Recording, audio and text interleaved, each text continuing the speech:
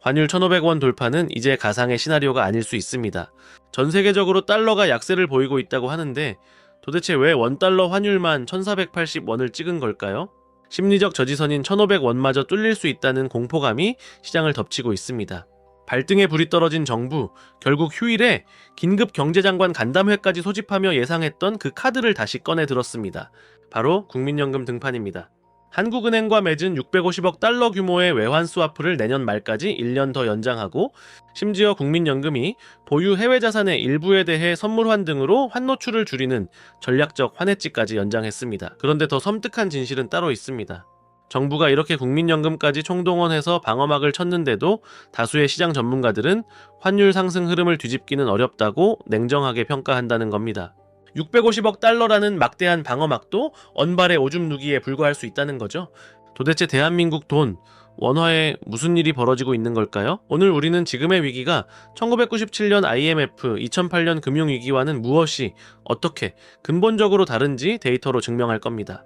이건 단순한 경제 현상 분석이 아닙니다. 바로 당신의 자산을 둘러싸고 벌어지는 거대한 판짜기의 시작일 수 있습니다. 자, 그럼 오늘의 첫 번째 목적지로 떠나보겠습니다. 원화가 왜 이렇게 힘을 못 쓰는지 그 근본적인 원인을 데이터로 한번 파헤쳐보죠. 흔히들 돈을 너무 많이 풀어서 그렇다고 막연하게 이야기하는데 과연 그게 전부일까요? 아닙니다. 지금 원화는 말 그대로 이중고통, 즉 안과 밖에서 동시에 얻어맞고 있는 형국입니다. 마치 샌드위치처럼 양쪽에서 압박을 받고 있는 거죠. 첫째, 외부 요인입니다. 바로 지긋지긋한 한미 금리 격차죠. 숫자로 보면은 상황은 더 명확해집니다. 현재 미국의 기준금리는 3.75%입니다. 반면 한국의 기준금리는 얼마일까요? 2.50%에 머물러 있습니다. 무려 1.25%포인트나 차이가 나는 겁니다. 이게 무슨 의미일까요? 아주 간단합니다. 돈은 본능적으로 더 높은 수익률을 향해 움직입니다. 여러분이 1억 원을 예금한다고 상상해보세요. 한쪽에서는 이자를 250만 원 주는데 다른 안전한 나라에서는 375만 원을 줍니다. 어디에 돈을 맡기시겠습니까? 당연히 이자를 더 많이 주는 곳이겠죠? 지금 전 세계의 거대 자본이 바로 그런 선택을 하고 있습니다. 더 높은 이자를 주는 달러 자산으로 옮겨가고 있는 겁니다. 이건 자연의 섭리와도 같습니다. 물이 높은 곳에서 낮은 곳으로 흐르듯 돈은 낮은 금리에서 높은 금리로 흘러갑니다. 그런데 진짜 문제는 여기서 그치지 않습니다. 바로 내부 요인, 과잉 유동성의 문제입니다. 실제로 팬데믹 이후 한국의 통화량, 즉 시중에 풀린 돈의 양은 놀랍도록 증가했습니다. 여기에 기름을 부은 것이 바로 정부 부채입니다. 2025년 1분기 기준으로 우리나라의 GDP 대비 정부 부채 비율은 47.2%까지 상승하며 사상 최고치를 기록했습니다. 나라 경제 규모에 비해 빚이 너무 많아졌다는 위험 신호죠. 이렇게 풀린 돈들은 어디로 갔을까요? 결국 원화의 가치를 희석시키는 역할을 했습니다. 시중에 흔해진 원화는 귀한 대접을 받기 어렵게 된 겁니다. 하지만 이게 끝이 아닙니다. 정말 구조적인 문제는 따로 있습니다. 그래도 한국은 수출로 먹고 사는 나라인데 무역 수지가 흑자면 달러가 들어와서 괜찮지 않나? 라고 생각하실 수 있습니다. 실제로 2025년 무역 수지는 흑자를 기록하고 있죠. 그런데 왜 환율은 이 모양일까요? 놀랍게도 달러가 다른 경로로 빠져나가고 있기 때문입니다. 국민연금은 포트폴리오 다변화를 위해 매년 수십조 원의 돈을 해외 주식이나 채권에 투자해야 합니다. 개인 투자자들 역시 환율이 계속 오르는 상황에서 본인의 자산을 지키기 위해 끊임없이 원화를 달러로 바꾸고 있죠. 이것이 바로 구조적인 달러 수요입니다. 수출로 달러를 벌어와도 연금과 개인이 해외 투자를 위해 그 달러를 다시 사서 나가는 구조가 고착화된 겁니다. 마치 밑 빠진 독에 물을 붓는 것과 같습니다. 이것이 바로 원화가 겪고 있는 이중고통의 실체입니다. 이건 일시적인 현상이 아니라 우리 경제의 구조에 깊이 뿌리내린 고질병이라는 뜻이죠. 자, 그렇다면 정부가 비장의 카드로 꺼내든 국민연금 등판은 이 밑 빠진 독을 막을 수 있는 해결책이 될 수 있을까요? 아니면은 오히려 더 큰 재앙을 불러오는 잘못된 처방이 될까요? 결론부터 말씀드리면 이건 잠시 문제를 가리는 것에 불과합니다. 정부는 지금 두 가지 트랙을 동시에 돌리고 있습니다. 하나는 한국은행과의 외환 스와프이고 다른 하나는 이번에 연장 결정된 전략적 환해지입니다. 말이 어렵죠? 쉽게 풀어서 이 판이 어떻게 돌아가는지 그림을 그려드리겠습니다. 첫째, 외환 스와프의 작동 방식입니다. 원래 국민연금은 매년 수십조 원의 해외 투자를 위해 외환 시장에서 달러를 사들여야 하는 공룡입니다. 가뜩이나 환율이 오르는데 공룡이 달러를 싹쓸이해 가면 환율이 폭등하겠죠. 그래서 한국은행이 국민연금을 조용히 불러서 뒷문을 열어주는 겁니다. 굳이 외환 시장에서 달러를 직접 사지 말고 한국은행과의 외환 스와프를 통해 필요한 달러를 조달하자. 즉 시장에 직접 달러를 대량으로 푸는 방식이 아니라 국민연금이라는 거대한 달러 수요가 외환 시장의 현물 매수자로 직접 등장하지 않도록 해 환율 상승 압박을 완화하는 구조입니다. 둘째, 더 무서운 건 전략적 환해지입니다. 이건 국민연금이 보유한 해외 자산의 일부에 대해 선물환 등을 활용해 환율 변동을 미리 고정함으로써 환리스크를 관리하고 그 결과로 현물 달러 수요를 완화하는 효과를 기대하는 장치입니다. 환율 변동성이 커지는 국면에서는 사전에 설정된 환해지 한도 내에서 운용이 이루어지며 결과적으로 시장 변동성을 완화하는 효과가 나타날 수 있습니다. 정부는 이렇게 650억 달러 규모의 외환 스와프에 전략적 환해지까지 할 수 있는 건 다 쏟아붓고 있습니다. 당장은 1,500원 갈게 1,470원에서 멈추니 환율 방어했다며 생색을 낼 수 있겠죠? 하지만 바로 여기서부터 진짜 문제가 시작됩니다. 이건 근본적인 치료가 아니라 증상만 잠재우는 마약성 진통제와 같습니다. 왜 그럴까요? 첫째, 국민의 노후자금인 연금의 수익성이 훼손될 수 있습니다. 국민연금의 존재 목적은 수익을 내서 우리 노후를 책임지는 겁니다. 그런데 환율 방어를 위해 억지로 달러를 팔거나 가장 유리한 시점에 환전을 하지 못하고 정부 눈치를 보게 되면 어떻게 될까요? 이 과정에서 환율 변동에 따른 추가 수익 기회를 포기하게 되거나 해지 비용이 발생해 중장기 수익률의 부담으로 작용할 가능성이 있습니다. 환율을 막겠다고 국민들의 노후 자금을 총알바디로 쓰고 있는 셈입니다. 둘째, 외환 보유액 착시가 일어납니다. 스와프를 통해 국민연금에 빌려준 달러는 장부상으로는 외환 보유액으로 잡힙니다. 나중에 돌려받을 돈이니까요. 하지만 위기가 터졌을 때 한국은행이 당장 꺼내 쓸 수 있는 진짜 현찰은 그만큼 줄어든 상태입니다. 장부상 외환 보유액 규모는 유지되지만 위기 상황에서 한국은행이 즉시 동원할 수 있는 가용 달러 유동성은 그만큼 줄어드는 구조가 됩니다. 셋째, 인위적인 억누름은 더 큰 폭발을 부릅니다. 실제 경제 체력으로 버티는 환율이 아니라 수요와 공급을 인위적으로 틀어막아 만든 가격입니다. 댐에 물이 새는데 구멍을 손바닥으로 막고 있는 꼴이죠. 이런 방식이 지속될 경우 정책 여력이 소진되는 시점에서는 환율이 시장의 실제 수급을 한꺼번에 반영하며 급격한 변동성을 보일 위험이 커질 수 있습니다. 결국 국민연금이라는 카드는 외환 시장의 불안을 잠시 막아줄지는 몰라도 그 안에서 벌어지는 근본적인 문제는 전혀 해결하지 못합니다. 오히려 문제를 더 곪게 만들고 그 부작용은 고스란히 국민 전체의 고통으로 전가될 뿐입니다. 그렇다면 우리는 왜 이런 미봉책에 기댈 수밖에 없는 상황에 처하게 된 걸까요? 그리고 지금 우리가 겪고 있는 이 위기는 과거 1997년이나 2008년의 위기와는 도대체 무엇이 어떻게 다른 걸까요? 과거의 해법이 지금은 통하지 않는 이유, 바로 거기에 이 위기의 본질이 숨어 있습니다. 자, 우리는 위기의 순간마다 습관적으로 과거를 돌아봅니다. IMF 때보다는 낫지. 2008년 금융위기도 이겨냈는데 뭘 하면서 스스로를 위로하죠. 하지만 여러분, 이번 위기는 과거와 성격이 분명히 다릅니다. 2025년의 위기는 1997년이나 2008년과는 작동 방식과 위험의 축이 다른 유형의 위기입니다. 과거의 경험과 해법에 기댔다가는 정말 큰일 날 수 있다는 뜻입니다.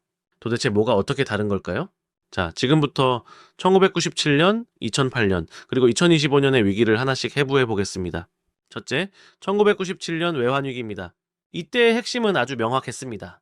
바로 달러 부족 사태, 즉 외화 유동성 위기였죠. 쉽게 말해 당장 갚아야 할 달러 빚은 산더미인데 나라 금고의 달러가 바닥나버린 겁니다. 당시 한보철강, 기아차 같은 대기업들이 단기로 빌려온 수백억 달러를 장기 투자에 쏟아부었습니다. 그런데 갑자기 외국 은행들이 빌려준 돈 당장 갚아 라고 하니 갚을 달러가 없었던 거죠. 우리 경제는 수출 경쟁력 자체는 유지하고 있었지만 금융구조와 외화부채 관리의 심각한 취약성을 아는 채 달러 유동성이 급격히 마비된 상태였습니다.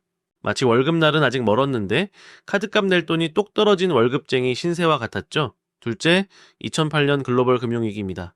이건 우리 내부의 문제라기보다는 미국에서 시작된 태풍이 전 세계를 덮친 경우였습니다. 핵심은 신용 경색이었죠. 미국의 리먼 브라더스라는 거대 투자은행이 파산하자 전 세계 금융 시스템이 그대로 얼어붙었습니다. 은행들끼리도 서로를 믿지 못해서 돈을 빌려주지 않는 돈줄이 꽉 막혀버린 사태가 벌어진 겁니다. 당시 외국인 자금 이탈은 한국 경제의 구조적 붕괴 때문이라기보다는 글로벌 금융 시스템 전반에서 벌어진 급격한 위험 회피와 현금 확보 움직임의 영향이 컸습니다. 자기 집, 즉 미국과 유럽에 불이 났으니 급하게 현금을 챙겨 돌아간 거죠. 이건 우리 집에 불이 난 게 아니라 옆집 불이 우리 집으로 옮겨 붙을까봐 전전긍긍했던 위기였습니다. 자, 그렇다면 2025년 지금의 위기는 무엇이 다를까요? 이것이 가장 중요합니다. 지금의 위기는 달러가 부족한 유동성 위기도 글로벌 시스템이 마비된 신용 위기도 아닙니다. 바로 금리 격차와 자본 이동 구조 속에서 원화 가치가 구조적으로 압박받는 국면, 다시 말해 가치 평가의 위기에 가깝습니다. 숫자로 볼까요? 1997년 우리가 IMF에 손을 벌릴 당시 외환 보유고는 고작 39억 달러까지 떨어졌습니다. 하지만 지금은 어떤가요? 4천억 달러 안팎의 외환 보유액을 유지하고 있다는 점에서 1997년과 같은 즉각적인 외환 고갈 상황은 아닙니다. 2008년처럼 세계 금융시장이 마비된 것도 아니죠. 오히려 미국 경제는 주요 선진국 가운데 상대적으로 높은 성장률과 금리 수준을 유지하고 있습니다. 그런데 왜 원화 가치는 속절없이 떨어지는 걸까요? 바로 과거의 성공 방정식이 더 이상 통하지 않기 때문입니다. 과거에는 반도체, 자동차 수출만 잘 되면 달러가 쏟아져 들어왔고 그 힘으로 위기를 극복했습니다. 하지만 지금은 어떻습니까?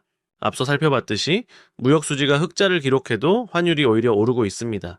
우리가 수출로 벌어온 달러의 상당 부분이 더 높은 금리를 제공하는 미국 자산과 해외 투자로 재유출되는 구조가 형성되어 있기 때문입니다. 이걸 그림으로 그려보면 이렇습니다. 과거의 위기는 우리 몸에 피가 부족해서 생긴 빈혈과 같았습니다. 수혈을 받고 좋은 음식을 먹으면 회복될 수 있었죠? 하지만 지금의 위기는 우리 몸의 피는 충분한데 이 피가 심장으로 돌아오지 않고 계속해서 몸 밖으로 빠져나가려는 만성 출혈과 같습니다. 과거의 해법이 통하지 않는 새로운 종류의 위기. 이것이 우리가 지금 상황을 훨씬 더 심각하게 받아들여야 하는 이유입니다. 그렇다면 여기서 한 가지 질문이 생깁니다. 정부는 이 구조적인 문제를 어디까지 인식하고 있고 어떤 우선순위를 두고 있을까요? 여기서 중요한 건 정부가 의도적으로 방치했다, 안 했다 같은 단정이 아닙니다. 다만 위기 국면에서는 정부의 선택이 항상 순수한 경제 논리만으로 설명되지는 않는다는 점입니다.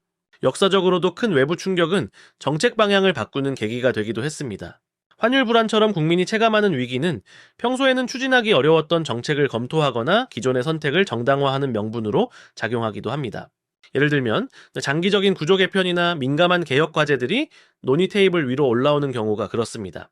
이는 특정 국가만의 이야기가 아니라 정치경제학에서 반복적으로 관찰되는 현상입니다. 그래서 우리가 봐야 할 것은 누군가가 일부러 위기를 키운다는 의혹이 아니라 이 위기 프레임이 어떤 정책 결정을 가능하게 만들고 있는가입니다. 그 지점에서 개인은 더 이상 정부의 판단에만 기대기 어렵습니다. 그렇다면 우리는 언제 움직여야 할까요? 사실 환율이 1480원을 위협하는 지금 당장 대비를 시작해야 합니다. 이미 경고등은 켜졌으니까요. 하지만 앞으로 상황이 단순한 위기를 넘어 통제 불능의 단계로 진입한다면 시장은 우리에게 마지막 최후의 신호를 보낼 겁니다. 제가 딱 3가지 절대 놓쳐선 안 될 심화 단계의 위험 신호를 짚어드리겠습니다. 만약 대비를 미루다가 이 신호마저 보게 된다면 그때는 정말 늦은 겁니다. 첫째, 정부의 약발이 전혀 먹히지 않는 순간입니다. 앞서 말씀드린 국민연금 스와프와 전략적 환해지가 본격 가동됐음에도 불구하고 환율이 1,500원 위에서 내려오지 않는 상황입니다. 이건 정부가 가진 가장 강력한 진통제를 투여했는데도 열이 안 떨어지는, 즉 시장의 매도 압력이 정부의 방어 능력을 완전히 압도했다는 뜻입니다. 이때는 정부가 어떻게든 하겠지라는 기대를 완전히 접어야 합니다. 둘째, 외국인의 묻지마 투매가 시작될 때입니다. 단순히 하루 이틀 파는 게 아닙니다. 외국인이 삼성전자, 하이닉스 같은 한국의 간판 기업 주식을 가격 불문하고 던지며 떠나는 흐름이 지속된다면 이건 단순한 차익 실현이 아닙니다. 한국 시장이라는 배 자체가 침몰할 것 같으니 구명조끼 입고 뛰어내리는 엑소더스입니다. 외국인이 던지는 원화를 받아줄 주체는 더 이상 없습니다. 셋째, 뉴스에서 애국심, 개인의 희생 등의 단어가 나올 때입니다. 이게 가장 무섭고 확실한 신호입니다. 경제 논리로 시장을 설득하다가 도저히 안 되면 마지막으로 꺼내는 카드가 바로 호소입니다. 기업들은 달러를 팔아달라, 국민 여러분의 협조가 필요하다 같은 1997년 금 모으기 운동식의 멘트가 뉴스에 등장한다? 그건 역설적으로 정부의 곳간이 사실상 비었다는 백기투항 직전의 신호로 보셔야 합니다. 이 3가지 신호가 보이기 전에 우리는 미리 움직여야 합니다. 그때 가서 움직이면 대응이 아니라 공포에 질린 탈출이 될 뿐이니까요. 그렇다면 개인은 어떻게 해야 할까요? 거대한 정부의 체스판 위에서 벌어지는 일들을 분석만 하고 있을 수는 없습니다. 분석으로 끝나는 지식은 공허할 뿐이죠. 여기서 중요한 점은 특정 정책의 옳고 그름이 아니라 이런 환경 변화 속에서 개인이 어떻게 대응할 것인가입니다. 지금부터는 당신이 이 거친 파도 속에서 침몰하지 않도록 당장 탑승하고 직접 노를 저을 수 있는 개인용 구명보트의 구체적인 탑승 매뉴얼을 드리겠습니다. 이 구명보트는 3개의 칸으로 나뉘어 있습니다. 당신의 투자 성향과 상황에 맞게 각 칸의 비중을 조절하면 됩니다. 첫 번째 칸, 가장 안전한 1단계 안정형 구명보트입니다. 이곳은 당신 자산의 밸러스트, 즉 배가 흔들리지 않게 잡아주는 중심추 역할을 합니다. 여기 실어야 할 것은 두 가지입니다. 바로 달러 예금과 미국 단기 국채에 투자하는 방식입니다. 이제는 달러 자산을 보유하셔야 합니다. 달러 예금은 말 그대로 원화를 달러로 바꿔 은행에 넣어두는 겁니다. 가장 직관적이죠. 미국 단기 국채는 조금 생소할 수 있는데 세계에서 가장 안전한 자산으로 꼽히는 미국 정부의 10년 미만의 단기 빈문서에 투자하는 펀드라고 생각하시면 됩니다. 망할 확률이 제로에 가깝죠? 이 1단계 전략의 가장 큰 장점은 뭘까요? 원금 손실 위험이 거의 없으면서 쏠쏠한 달러 이자와 함께 원화 가치 하락에 따른 환차익까지 동시에 노릴 수 있다는 겁니다. 내 돈을 안전하게 지키면서 이자와 환차익이라는 두 마리 토끼를 잡는 방어의 핵심입니다. 자, 이제 두 번째 칸으로 넘어가 보죠. 2당의 중립형 구명보트입니다. 수비만 해서는 이길 수 없죠? 적절한 공격도 필요합니다. 이곳에는 미국 경제 전체의 성장에 투자하는 가장 표준적인 무기, 바로 미국 대표지수 추종 ETF를 싣습니다. VO나 SPY 같은 이름 한 번쯤 들어보셨을 겁니다. 이게 바로 S&P 500 지수를 따라가는 ETF인데 이걸 하나 사는 것만으로도 애플, 마이크로소프트, 아마존 같은 미국을 대표하는 500개 기업에 분산 투자하는 효과를 냅니다. 미국 경제가 장기적으로 우상향할 것이라는 믿음에 투자하는 가장 쉽고 확실한 방법이죠. 원화 가치 하락을 방어하는 것을 넘어 세계에서 가장 강력한 경제의 성장 과실을 함께 따먹는 전략입니다. 대부분의 투자자에게 이 2단계가 포트폴리오의 허리가 되어야 합니다. 마지막 세 번째 칸입니다. 더 높은 수익을 추구하는 분들을 위한 3단계 성장형 구명보트입니다. 여기에는 당신이 직접 분석하고 확신을 가진 미국 우량 기술주를 직접 싣는 공간입니다. 물론 개별 기업에 대한 깊은 이해가 필요하고 변동성도 크지만 시장 평균을 뛰어넘는 초과 수익을 가져다 줄 수 있는 잠재력을 지니고 있습니다. 중요한 것은 이 세 가지를 어떻게 분배하느냐입니다. 정답은 없습니다. 당신의 나이, 투자 목표, 위험 감수 능력에 따라 달라집니다. 예를 들어 이제 막 투자를 시작했거나 안정을 최우선으로 생각한다면 1단계 안정형의 70%, 2단계 중립형의 30%를 배분하는 것으로 시작할 수 있습니다. 반대로 보다 적극적인 성장을 원한다면 1단계 20%, 2단계 50%, 3단계 30%와 같이 자신만의 포트폴리오를 구성할 수 있습니다. 지금은 더 이상 당신의 자산 100%를 원화라는 바구니에만 담아둘 때가 아닙니다. 정부가 우리를 지켜줄 거라는 막연한 기대를 버리고 스스로 노를 저어 망망대해를 건너야 할 때입니다. 이 구명보트 매뉴얼은 그 첫걸음이 되어줄 겁니다.